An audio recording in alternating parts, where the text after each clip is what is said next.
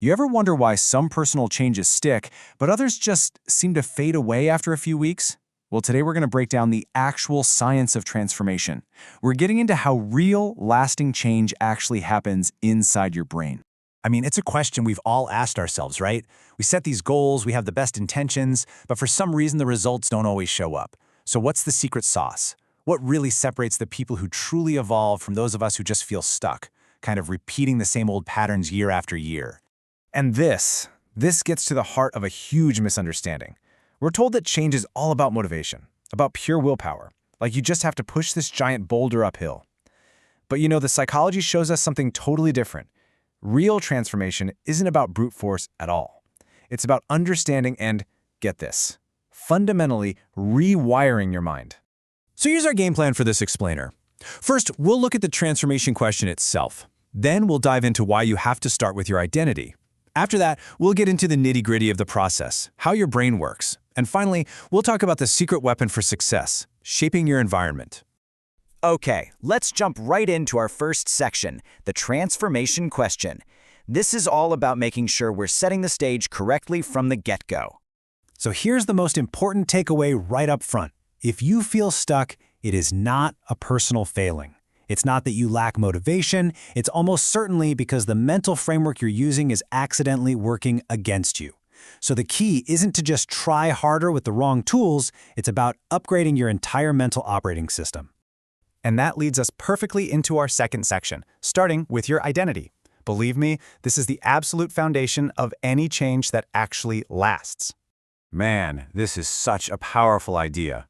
We usually think, okay, if I start doing this thing, eventually I will become this type of person. But the psychology is actually the complete reverse. You first have to believe you are that person, and then your actions will naturally follow. It's an inside-out job, not the other way around. And here's exactly how this plays out. If your internal story, the one you tell yourself is, I'm a procrastinator, well, your brain is going to be on the lookout for ways to prove that story right. But just notice the power of this little shift. The moment you start telling yourself, I am someone who takes action, your brain starts searching for evidence to prove that new story true. And your behavior, almost like magic, starts to line up. So that's the big question then, isn't it? It's one thing to say, hey, change your identity, but how in the world do you actually do that? Well, the answer isn't as fuzzy as it sounds. It all starts right here, with self-awareness.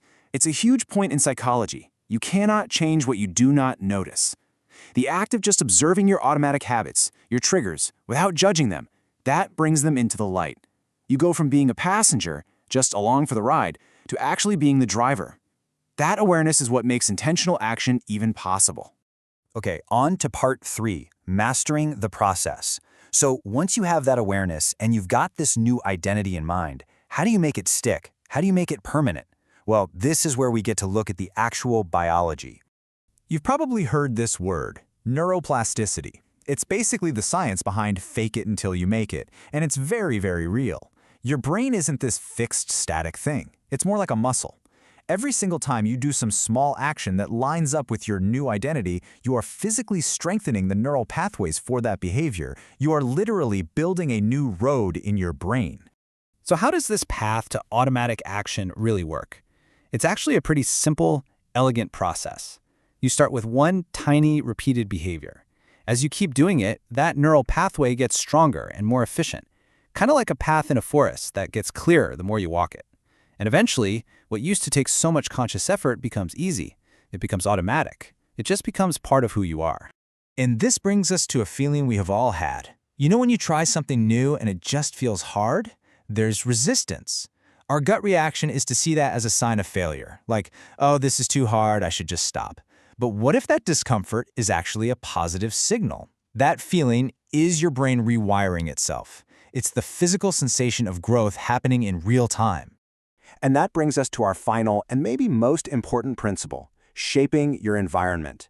This is where we shift the focus from what's inside you to everything that's all around you. I mean, let's be real for a second. Motivation is a flaky friend, right? It shows up when it wants to and it disappears without warning. Relying on it is just a recipe for inconsistency. But your environment?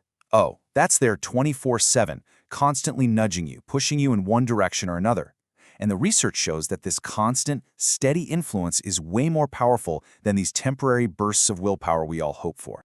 We love to think our actions are driven purely by our internal motivation, but the reality is just different.